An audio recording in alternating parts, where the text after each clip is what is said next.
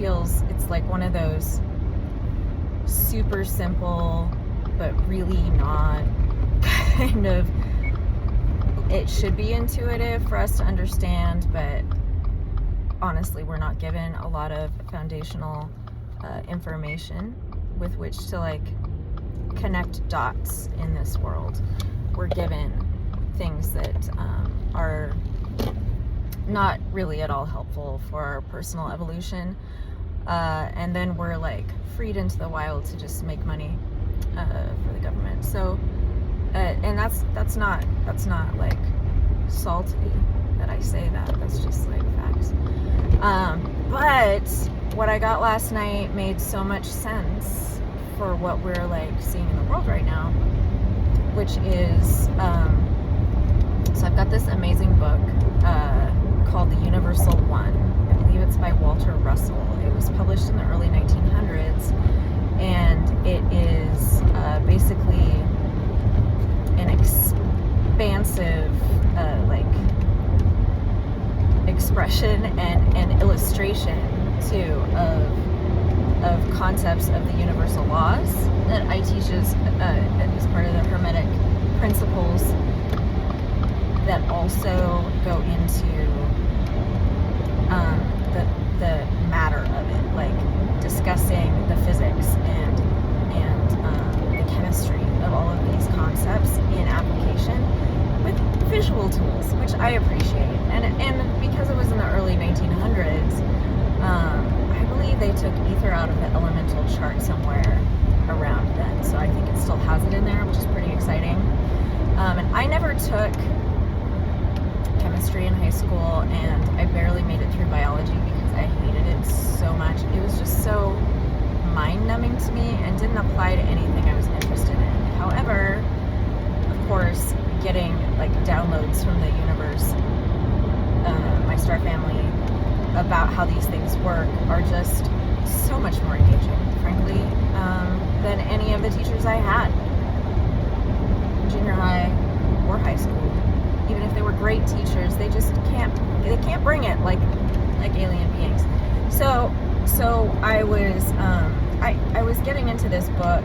Like, it's one of those things you have to like read this much of and then like step back and let it absorb. And that absorption may take a day, may take 3 months. You don't know.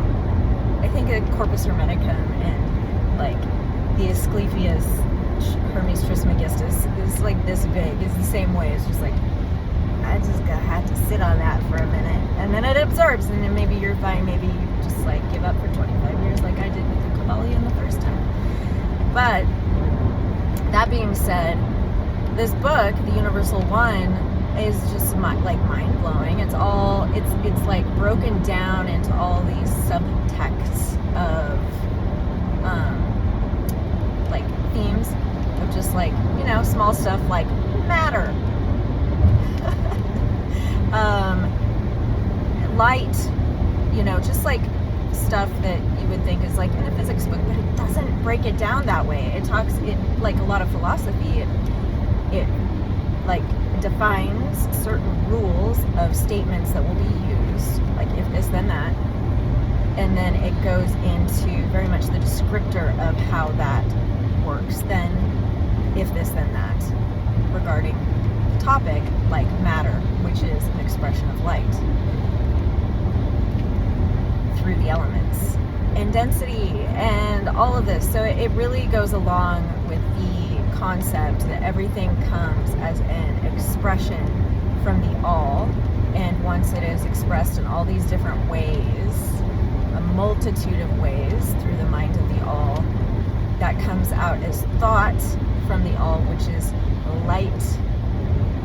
Light gets distorted when it's away from source and turns into different colors and fractals and patterns and shapes and densities, and those are all represented with elements in the elemental chart. And what's super fun, if you're a big fat nerd like myself, is to like dig deep into the structure of like the elements themselves and what their density is, what their melting point is, what they bond with, what they react to, all of those things. If you think about it as like the universal law of as above, so below, as within, so without, you then learn that all of these things are allegories for how we, as larger expressions of those like atomic structures, can bond, react,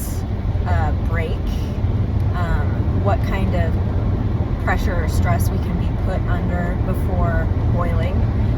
It's really exciting. And so all of this was actually brought to my attention initially when I went to San Diego to do grid work on Thanksgiving, and the atomic structure had really like come for me in the previous weeks leading up to that with this book that I was reading. And then, you know, when things come for me, I mean that they actually come for me, like in the middle of the night. I start seeing shit like that everywhere. I start getting like these aha moments of how things are all connected, and then I'm just like melty head. And it's really exciting to see the order and how things work together so beautifully. And then once you know those things, you can really operate your worlds around those principles, either to not manipulate, but to frame your own life around what you're hoping to achieve or create or connect to, and also to understand why things fall away and why things no longer resonate that used to, or what have you, because that all of that is associated with how those elements interact within our vibrational density. And so I was talking before about how there's kind of like this whiplash I was going through of being like introduced to the 12th density and then get shot down into the 3rd density, and feeling like a lot of latitude sickness from that, plunging too deep into the depths. Well, what's really cool is to know that there's actually like foundational reasons for all of that is you know, scientifically proven. And that makes my heart happy because of all the things I say and do that people are like, that's a little out there, Audrey. I love it when I can prove shit with science. Science I'm learning about and have no preconceived notions of, which is actually a blessing, because if I had had all of this like interest and previous understanding, it would be hard to reprogram that in me. As it stands, I'm learning it all for the first time from sources that are really, really anchored in universal truths. And so it makes me excited. But what came to me last night, all of that being said, was there's this really cool illustration in this book. There's many actually. Like one of them, my body actually started shaking when I saw it. And that's how I react to things, was that it made so much sense. I had started seeing on my grid work trip to Shasta a theme around like cones and like the structure of the spiral that, you know, creates tornadoes or what have you, and is like the eye of the storm, how you can kind of like lift yourself through it, through this silent space in the midst of the chaos, which is a thing. And it was shown in this book as basically the inertia position of reactivity, because it swings in a pendulum between masculine projective and the feminine receptive or magnetic. And when they are out of balance in the masculine and feminine principles, now this is not just gender, this is like vibration. And so, which again, all of this science also proves that gender is not necessarily in any way connected to genitalia. It's all vibration. It's very cool. So everything is needing to have this balance in between one or another, and if they are imbalanced, there's destruction. Basically, when they're perfectly balanced, which is like in the material and in reproduction, how we create life from, a sperm and an egg, blah, blah, blah. That's like a balance of the masculine and feminine in the physicality. Energetically, those things come together to form this perfect balance, this Hieros Gamos, this alchemical marriage of both sides, the masculine and feminine, the projective and the receptive or magnetic. Those then become the freaking perfect space for creation, because it's like the tension just like creates. And so that these graphs, they show that once you hit that tension, man, it's gonna pop off in the best way possible. However, what I was seeing too is that everything works in a pendulum. Another law of the universe is the law of polarity, which things swing one way, they'll swing the other way. Everybody knows that. Like, you look at a pendulum swinging, and it's just, something has to interrupt it for it to stop working in those extremes, or over time it will slow down and equalize. But overall, if it's swinging this way, it's going to swing also this way. And so I was being told, and in this book it talks about, if things are not in a state of creation, they're in a state of disintegration. And when you look at life cycles of like a cell, or like a plant, or a human, or a star, or whatever, it is going through that similar cycle. In my root chakra class, it goes into those details and how those are mirrored as above, so below, from atomic to galactic levels of it's in creation or destruction, creation or destruction. And I was told last night when I was channeling on my walk that if something has stopped creating, right? So the universe, its desire is to go and explore itself more and to understand itself more, and everything works in fractals. And so if the fractal is not fractaling, because that's absolutely a word I just made up, if it's not continuing that exploration of self, even in its own folly, even if it's exploring and creating like havoc, that's still fractals of something. But to just be in a state of like nothing, and nothing is being created, it tips over into destruction. Like, there's no way for that to maintain, which is why the universal law basically is like, when everything's calm, people are like, oh shit, a shoe's gonna drop, because they fear that, because we're always trying to get stable. But that's not the universal goal. The universal goal is to continue to evolve, and stability doesn't create evolution. There has to be tension. And so if you're not creating some kind of change in your own life, the universe is going to create it for you through some kind of destructive thing that brings with it consequently something that is like, oh my gosh, this great thing came out of this horrible thing.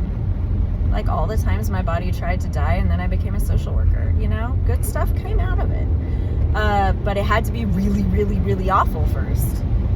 And that's how most things work. So my point to all of this, which seems very long-winded, as many of my speeches are, is that we see a lot of destruction around, right? Like, there's so much destruction, and it's so scary for a lot of people. Oh no, everything's falling apart. What are we gonna do?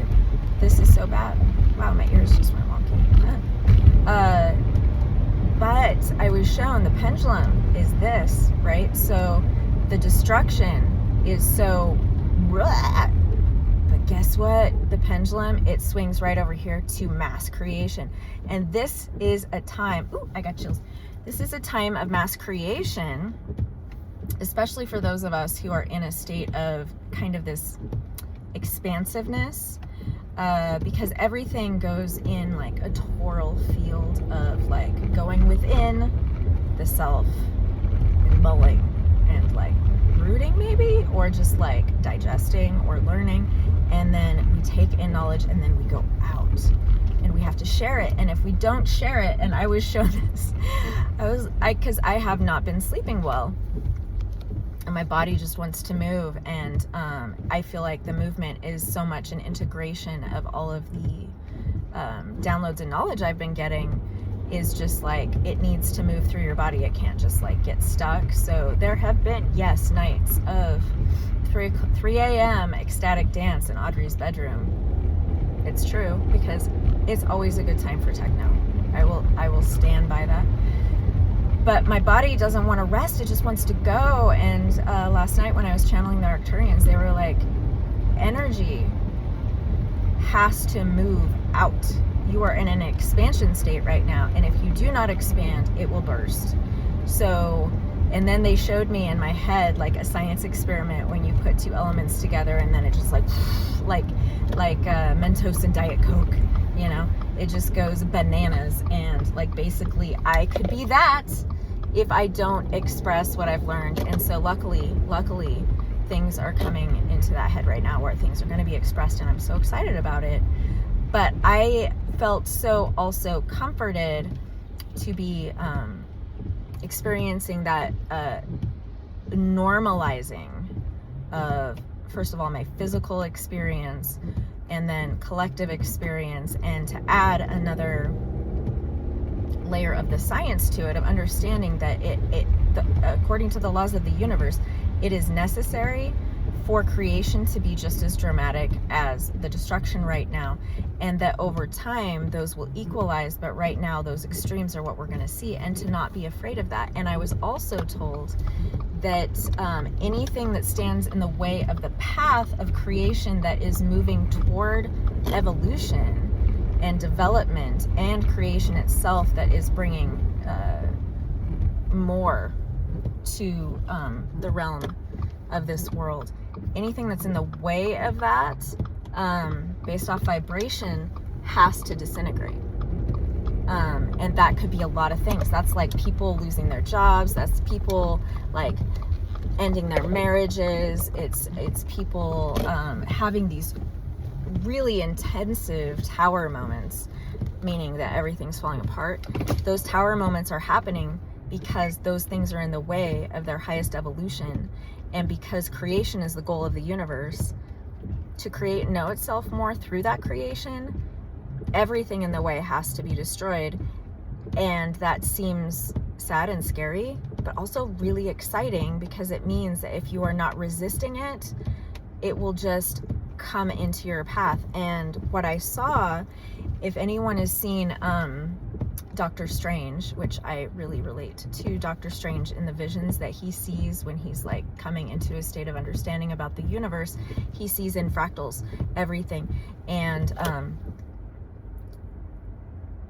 he often, when he's like traversing between realities in the multiverse, something will be disintegrating as it's being created. It's like falling apart and being built at the same exact time.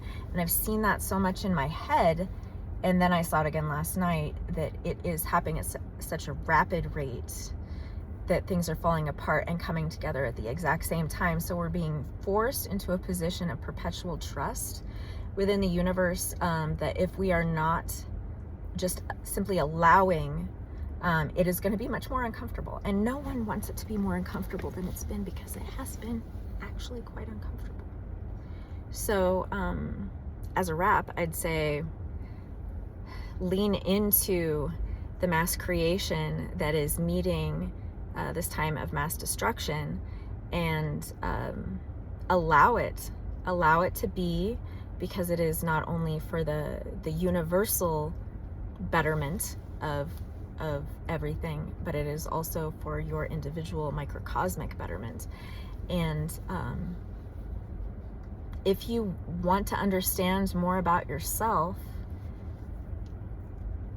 I suggest seeing what element on the elemental chart has your personality, because I'm telling you, the goal in that personal evolution is to come to a place where you are not